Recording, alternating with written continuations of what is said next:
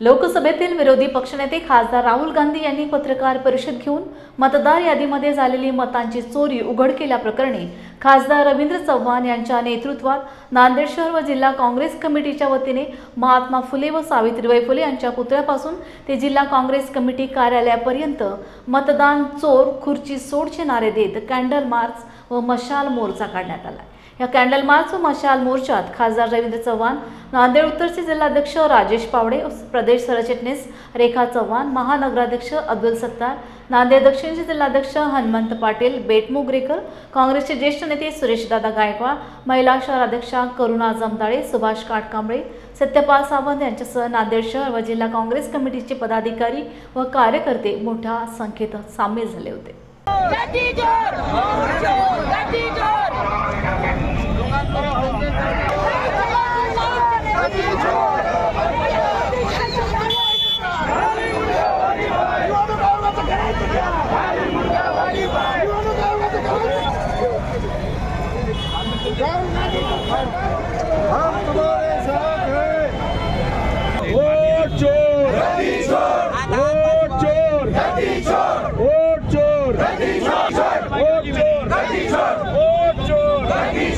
राहुल गांधी संघर्ष करो, संघर्ष करो, ये दोनों भागे संघर्ष करो,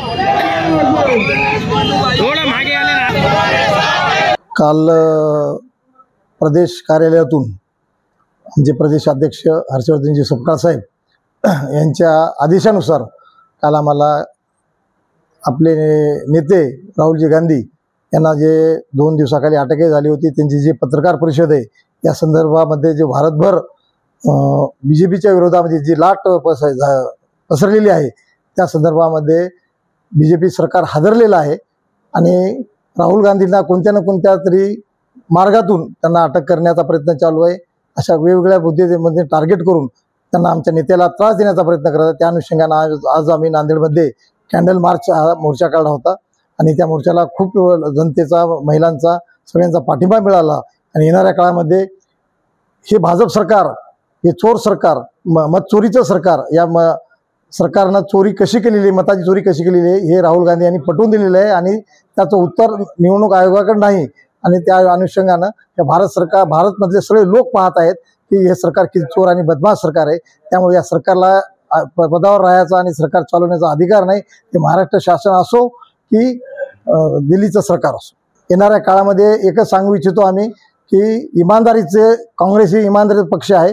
आज जवळपास राजीव गांधी असोत, इंदिरा गांधी असोत, यांचं सगळं बलिदान आहे। हा पक्ष म्हणजे भारतातील जनतेसह सगळं बहुजनांना, गोरगरीब जनतेचा सोबत घेऊन चालणारा पक्ष आहे आणि भाजप जे आहे ते संविधानाला हात घालत आहे आणि संविधानाचं रक्षण करण्यासाठी काँग्रेस रात्रंदिवस झटत आहे। आणि माझे भारतातील जनतेला आणि सगळ्यांना, नांदेडमधील जनतेला आमचं एकच सांगणं आहे की आपल्याला संविधान वाचवायचं आहे आणि भाजपला हटवायचं आहे, हेच आमचा नारा आहे। जिल्हा काँग्रेस कमिटीच्या वतीने नांदेड मधील जिल्ह्यातील सर्व सेलचे प्रमुख पदाधिकाऱ्यांनी कॅन्डल मार्च या ठिकाणी काढलेली आहे।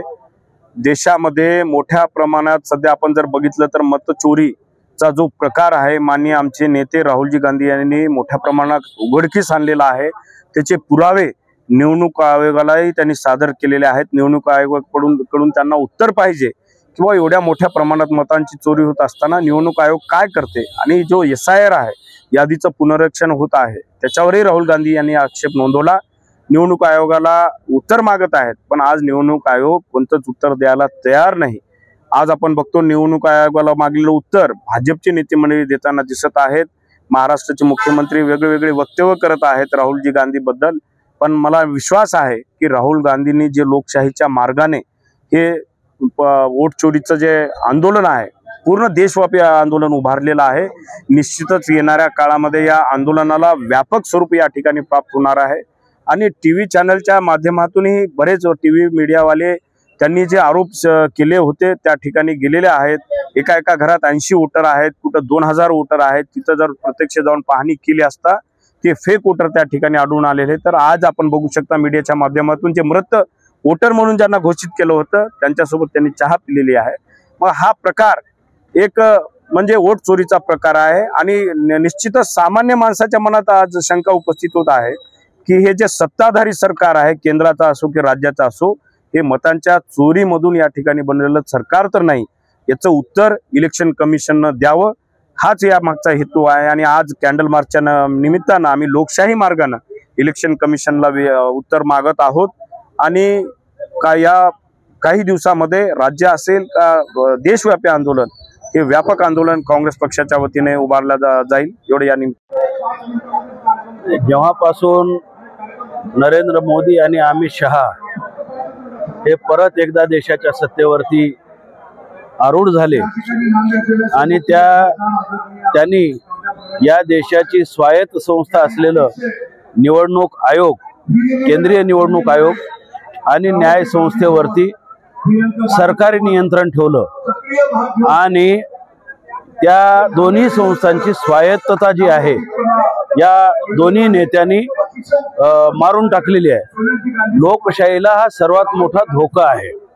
आता माननीय राहुलजी गांधी काँग्रेस पक्षाचे नेते यांनी ज्या पद्धतीने देशातील मतदार याद्यातील गोंधळ पुढे आणलेला आहे, तो गोंधळ लक्षात घेता निवडणूक आयोगाची ती कागदपत्र आहेत. निवडणूक आयोगाचे अधिकारी एका घरावरती ज्या वेळेला 110, 60, 40च्या वर मतदार नोंदवतात त्यावेळेला निवडणूक यंत्रणा काय करत असते? तुम्ही एकतर डबल दुसऱ्यांदा मतदान केलं तर त्याच्यावरती गुन्हे दाखल करता. मग एकाच घरावर 10 बाय 10च्या खोलीमध्ये 140 मतदार जर नोंदवले गेले असतील तर त्यांच्यावरती केंद्रीय निवडणूक आयोग काय कारवाई करणार आहे? आणि या अशाच प्रकारे बोगस मतदार याद्या तयार केल्या गेल्या आणि या देशाची पूर्णपणे निवडणूक यंत्रणा जी आहे ती यंत्रणा मोदी आणि अमित शहा यांनी चोरून नेलेली आहे. ती आपल्या घरी बस्तीला ठेवलेली आहे. याच्या विरोधामध्ये देशामध्ये जनतेमध्ये प्रचंड मोठा आता असंतोष आपल्याला दिसून येतो आहे. आणि आज संपूर्ण जनता ही लोकशाहीचा रक्षक, भारतीय प्रजासत्ताकचा तारणहार म्हणून माननीय राहुलजी गांधी यांच्याकडे मोठ्या अपेक्षेने पाहत आहे. या देशामध्ये नरेंद्र मोदी आणि अमित शहा यांचं राजकारण अशाच पद्धतीने जर चाललं तर ते राजकारण या देशाच्या लोकशाहीला मारक आहे. आणि बहुपक्षीय पद्धतीच्या निवडणूक पद्धतीला सुद्धा त्यांचं राजकारण मारक आहे. त्यांना यापुढे अशा प्रकारे निवडणूक आयोगाला आपल्या हातात ठेवून या देशामध्ये एकपक्षीय राजवट जी आहे ती राजवट या ठिकाणी त्यांना प्रस्थापित करायची आहे. ज्या पद्धतीने रशियाचा राष्ट्राध्यक्ष पुतीन हा 20 वर्ष निवडणूक घेणार नाही, त्याच पद्धतीने मोदी आणि अमित शहा यांच्या राजकारणाची वाटचाल चालू आहे. आणि म्हणून राहुलजी गांधी यांनी हा जो काही जनतेला संदेश दिलेला आहे, एक लोकशाही वाचवण्यासाठी त्यांचा प्रयत्न चालू आहे. मोदी आणि शहा हे लोकशाहीचे भक्षक आहेत, हे आता लपून राहिलेलं नाही. आणि म्हणून त्यांच्या विरोधामध्ये हा जन उठाव आहे आणि हा जन उठाव त्यांची सत्ता निश्चितपणे उलथून टाकेल अशा प्रकारचा आत्मविश्वास आजच्या या कॅन्डल मार्चच्या निमित्ताने आम्हाला दिसून आलेला आहे.